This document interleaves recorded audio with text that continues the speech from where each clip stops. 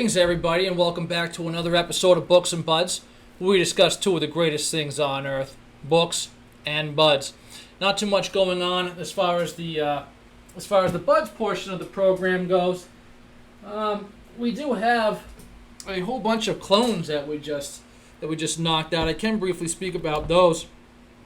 So one of our best sellers is Sour Bubble. We finally brought her back, and I think I mentioned it to you guys last time. We had Cookies and Kem, and they turned out so nice that we decided to clone the heck out of those too. So we got the bubble back, we got the Cookies and Kem, and another one that I want to mention to you folks is the Bodega Bubble Gum. Now, I think I had mentioned it to you guys in one of the previous videos that I wasn't sure about it because it looked airy, and generally speaking, airy bud doesn't have as good of a bag appeal, so it can smell pretty good, and it can smoke good, and it can taste good, and it can give people that nice euphoric feeling. But if it doesn't have bag appeal, it's very hard to sell, especially wholesale, because those guys got to sell it to patients, and unless you're giving out a ton of samples for free, it's very difficult to get patients to purchase something that doesn't have that bag appeal. But we lucked out. When it dried, it came out really good.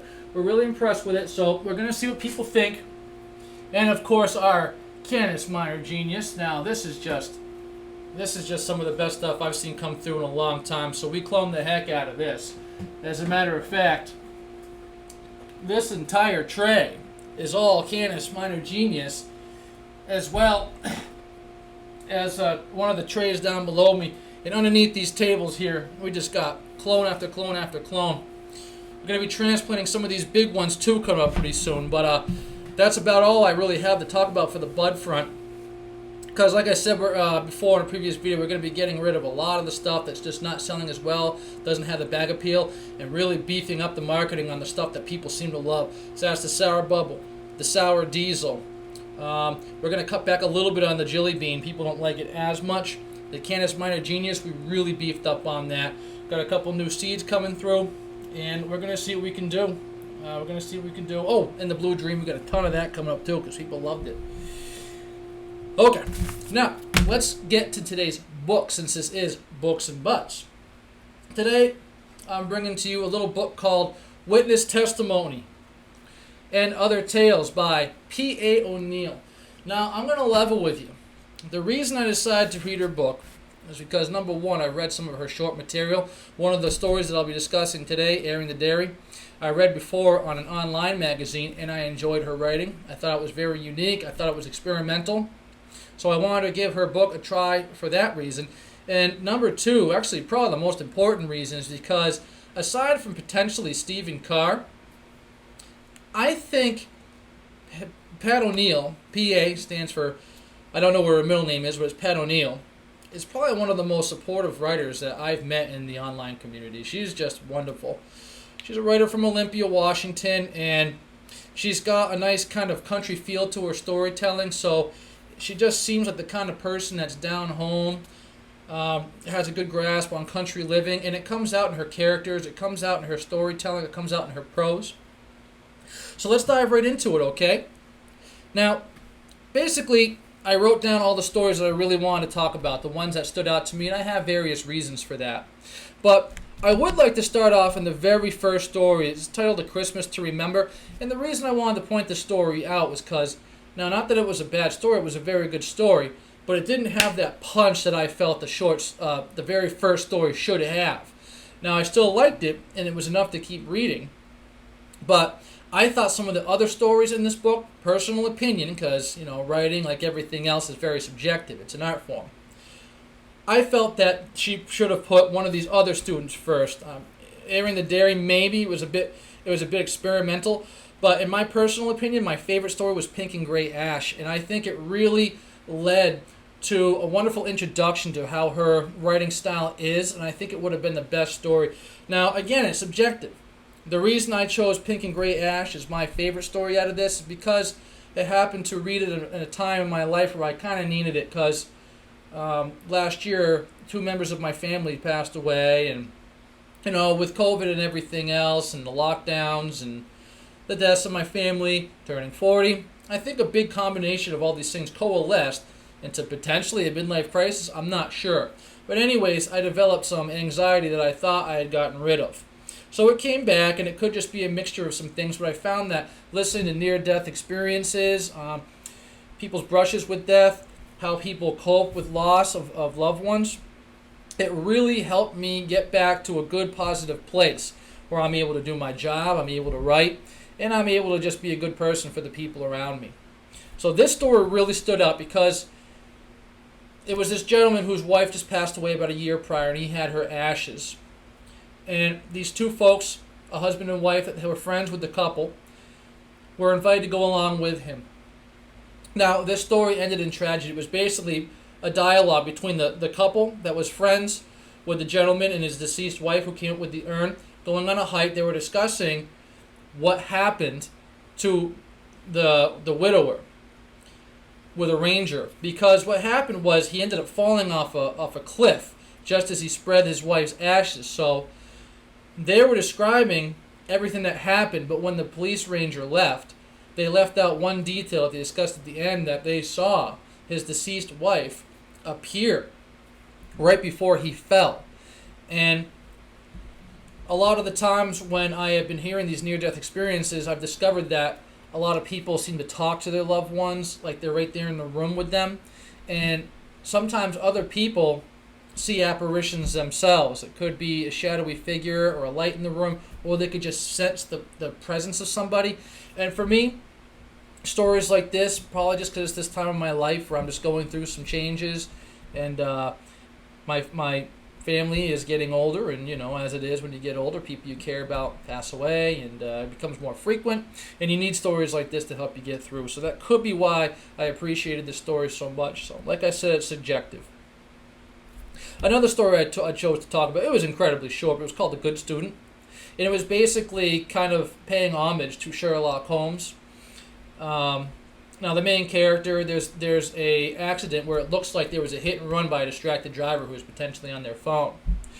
So this detective that shows up on the scene goes through what could have happened, and it looks like it could even be a murder, this and that. And I just like the way Pat detailed the story and spaced it out, because I've only written one detective mystery story myself, and I found it was pretty hard because you got to kind of write the ending first and then go back and go, okay, how could this have happened? How did the murderer do it, or how did the victim get where they are? And it's a little more of a difficult story to write.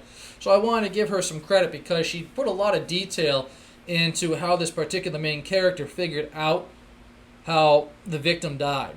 And it was just interesting. It was a wonderful little story that just seemed to me like it took a lot longer than the reading time. It took me about maybe, 5 minutes to read the story. But I'm going to guess that it took her several days to write it and probably several more days to edit it. Potentially a month. I don't know. There's quite a bit of detail, quite a bit of work that obviously went into it to make it as good and easily readable as it was. So I wanted to give her some credit after that. Another one that I thought was very interesting was Bus Stop Therapy. I liked Bus Stop Therapy, number one, because it was very experimental. She wrote it in second person, which is rare. And it takes a lot of guts to try that because it's extremely difficult to pull it off. But I thought Pat did a very good job. I thought that the story was wonderful, and the second person narrative wasn't too distracting. So basically this woman is in a bus stop, and there's a quiet gentleman with her, and this person just wants to kind of unleash what's going on in her day. So she briefly strikes up a conversation with this gentleman. He's got his hoodie up, he's kind of sitting like this, he's kind of quiet, and he doesn't respond at first, and she kind of takes it as a cue that, hey, this person's receptive and they're listening. Not that he's not responding, but just that he's just a really good listener, I guess. And she kept talking and just puking up the problems that she had going on in her day. Now, it's very funny how she ended the story. I won't give it away because I personally think you should buy the book and give it a shot for yourself. Maybe start with some of these stories I'm pointing out, and if you like them, let's go ahead and read a few others. I bought it for $2.99. It might even be cheaper now, but I'm a Kindle reader these days, and for that kind of a price, it's really worth giving it a shot. Anyways, I thought that was very funny, and that's another thing I like about her work, is oftentimes you're reading a horror. Like I said with the last story there, the good student. It was like a murder mystery potential. It was definitely a mystery story. A lot of it is just quirky and very funny, and a lot of it is just really sweet, like the story with Pink and Gray Ash. I thought that was just a very sweet tale. Now, let's move on to Airing the Dairy. So this one really was interesting to me. This is the one that I read before I even bought the book. I read it in an online magazine. Another very experimental tale, and that's kind of why I liked it. It was quirky. It had like a ending, like, I don't know if you're familiar with the song Pina Colada. Do you like Pina Colada? You've probably heard it before. It had an ending like that. But what she did was she did all dialogue. There was absolutely zero prose. So it was a very quick read. There was absolutely no effort to put you into the story, into the scenery, to get any feeling. There was none of the five senses involved. Like I said, it was all dialogue. But that's what made it enjoyable. You kept flipping through to just see how it was going to end, because it was just like listening to two people have a conversation. And it had a pina colada kind of an ending, and it was kind of funny. It was kind of a wham, it hits you at the end kind of a story. And I enjoyed it. I thought it was very fun. So the last one I want to talk about is the actual title story. It's called Witness Testimony. The reason I liked this story was because the ending kind of came out of nowhere. I'd say like maybe 3/4 of the way through the story, just wham, the story hits you really hard. It was just a story about a woman traveling, I believe. I can't remember now. It was one of the first stories I read because it was the title story. It's the second to last story in the book, but I read it first because it was the title story, and then I went back and I read A Christmas to Remember, and then kept going in sequence. But anyways, it was about a woman who's traveling to Washington, and she meets a gentleman at the airport, and they get lucky enough to sit together, and they kind of hit it off. So these people are both more than middle-aged. They're older. And she really likes this gentleman, but he has a wife, but they decide to strike up a friendship anyways, and it's very sweet, and it's just very, like I said, down home, and her writing really adds depth to that whole down home feeling, and I appreciated that about it. But then about 3/4 of the way through the story, this nice older couple is just out having a nice innocent lunch, and then absolute tragedy strikes. That's why it's called Witness Testimony, because while they're dining, something horrifying happens in the restaurant. So it went from a sweet, down-home story to a horror/thriller just like that. And this nice, sweet couple who innocently meets at an airport and decides to have a very quick friendship is now witness to something horrifying, and they have to express what they saw to the local detectives. So it just came out of nowhere, and it still managed to end very sweetly. So though it had a crazy midway, a crazy bridge from the whole beginning of the story to the end, it ended just as sweetly as it began. I think she's just an experimental writer. I really think Pat is just interesting, and I think that if she develops her craft a little bit more, we can expect good things from her. So that's about all I want to say about Pat O'Neill and Witness Testimony and other tales, but I'm going to leave a link for the book down below. Pop in on Amazon. I'll be leaving her 4 stars myself on Amazon because I think she did a pretty good job. So you guys could have tuned in to any station, but for some reason you tuned into mine. I'd appreciate a like, comment below, maybe subscribe to my station. Either way, I loved having you guys here today, and I appreciate it. Thank you very much. Keep on smoking, huh?